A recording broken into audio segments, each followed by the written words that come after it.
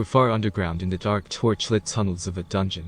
The blue wizard who had reluctantly become our guide led us down one hallway after another. I had no idea how he was deciding which direction to go, but he seemed to know what he was doing, so I didn't question it aloud. How do you know which way to go? And we'll take another left here. Watch out for that floor tile. If you step on it, poison darts will shoot out from that hole in the wall right there. Sorry, what were you asking? Oh right. Well, I usually just head in whichever direction feels right. Wizard's intuition, you know. So you're guessing. How rude. A wizard does not guess. He posits. And I posit that just around this corner will be the next chamber room, where we shall face our second challenge. Sure enough, we rounded the bend and there it was, another wrought iron gate which rattled upwards, and allowed us to pass through. Careful of the tripwire. There's a bucket of acid or something waiting above the entryway, I'm fairly certain. If one of you boys sets it off, I'll be quite cross with you. That's good acid, after all. Pity to waste it. That's it, 1 step, 2 steps, there we go. Through the doorway, and into a room with an earthen floor and a large, dead-looking tree growing at the center. The tree had no light to grow by, and I could not understand how it was there. It didn't look particularly healthy. The branches were gnarled, grayish-green and black. It had a diseased-looking trunk, and no leaves could be seen growing upon it. Decapitated heads with rotten flesh were instead sprouting from it in places like nightmare fruit. At the center of its trunk, staring out at us, were 2 black pits that resembled eyes, and what appeared to be a yawning, or silently screaming, mouth beneath that. Are you guys as on edge as I am right now? I feel like something's gonna jump out and attack us at any second. My guess is undead ghouls, said the wizard. Lots of them. Aim for the head, or decapitate at the base of the skull. Don't forget, the most important thing is. Suddenly a vine came up probingly from the dirt and wrapped itself around the wizard's leg, pulling him downwards with incredible force. He disappeared into the loose soil a second later, and there was only a concave shape in the dirt, and a floppy blue hat where he had stood a moment before. From beneath our feet we could hear vague, muffled screaming sounds. I don't think this is a zombie challenge, guys. I'm pretty sure we need to kill that tree before it kills us. Roots were coming up from the black earth beneath our feet and we ran towards it, weapons in hand. Tom attacked the demon tree first, using his double-sided axe to deal heavy blows to the trunk. Its mouth opened wider, letting out a deafening moan of rage. It began to bleed, black liquid pouring from its side where he attacked it. But still, the monstrous tree was sturdy and strong, and I saw Tom begin to quickly tire, and look concerned at the lack of progress he was making. The branches were bending and stretching out towards us from above like giant arms, the twigs closing in around us like greedy fingers. Brad was a sure shot with his bow and arrows once again, and he shot directly at the tree's eyes and mouth, causing it to become distracted with the agony being inflicted upon it.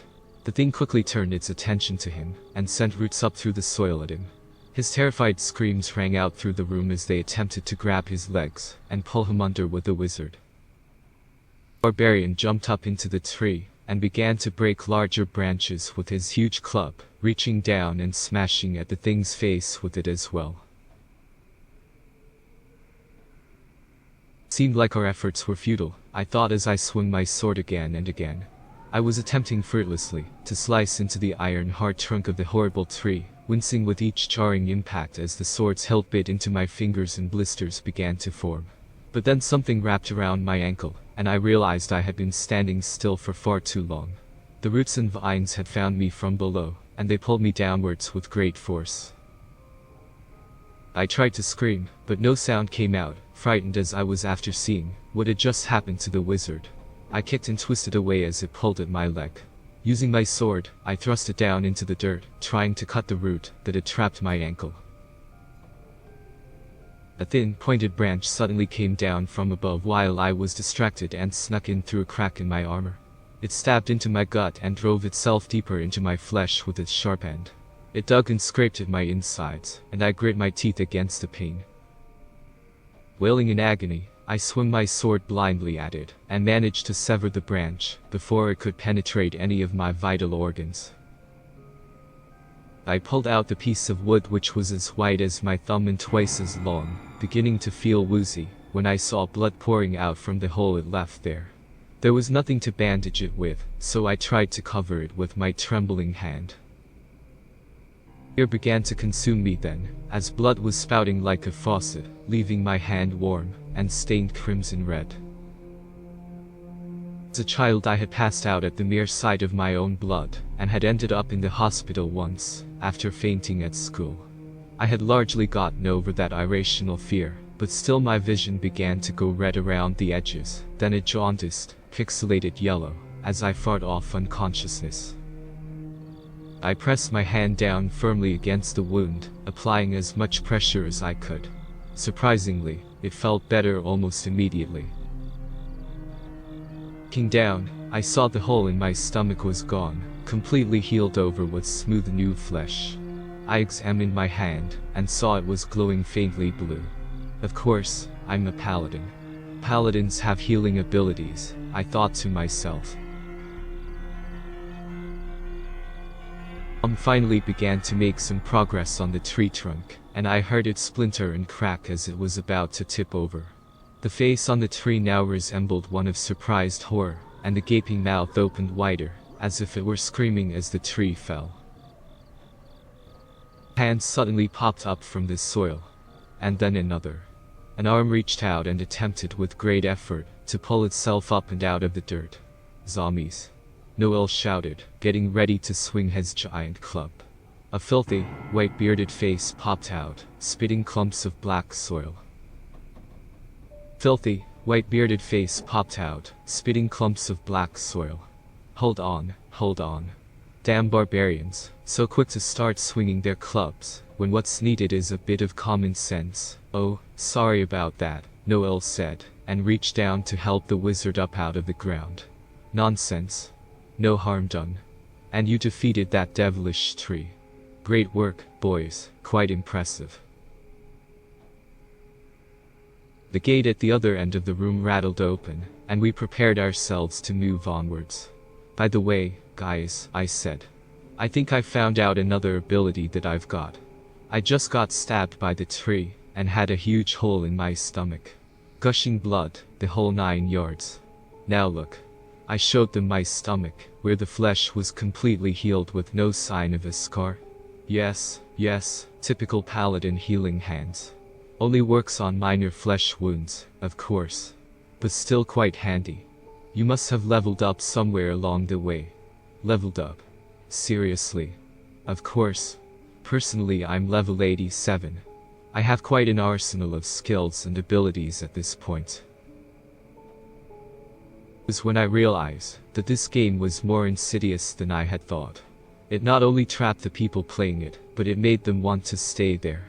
The man was obviously from our world, but had been stuck there so long he had forgotten where he came from. Dad, do you remember if there was a wizard character card in that box? I whispered to him. No, there definitely wasn't. I remember because I wanted to pick that class, but it wasn't available. I thought that was weird, since what fantasy game doesn't have a wizard or mage character? I think maybe he's the guy who left that box in your basement, Brad. Or maybe his family hid it there under the stairs, and sealed it up after he disappeared. Yeah, you could be right. But so what? Big deal if he wants to stay here. I kind of get it. This place is scary, but it's fun too. Like being in a game.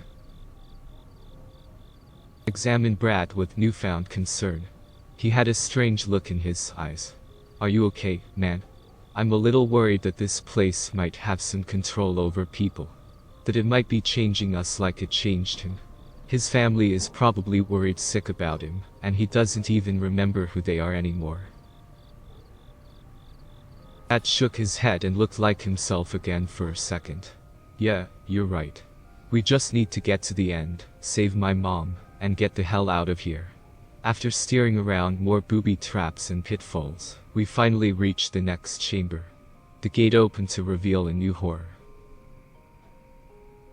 We stepped inside hesitantly, and there was no question who our foe would be in this room. She stood at the other side, blocking the path to the door. It rattled shut behind her, and slammed into the stone floor with a loud clang that echoed throughout the space. The being which stood before us was tall, nearly 7 feet I guessed. She was pale and extremely thin, all bony elbows and shoulders, and wearing a black funeral dress. Her head was lowered, and she stared at the floor, then her gaze slowly rose to meet us. A mad grinning face looked up at us, her eyes were missing, and only shadowy empty sockets remained, staring out at us. Dry lips cracked as her smile went wider than should have been possible, deforming her face into a Picasso image. She began to cackle and raised her hands upwards, and I felt my feet lift off the ground as I hung suspended in the air, floating. Okay. That's a new one. Looking up, I saw spikes jutting out from the ceiling above. They appeared razor sharp, and I had no control as I began to pick up speed, defying gravity and heading straight towards them. Screaming, I put my arms in front of me and braced myself for pain, and for the darkness that would surely follow.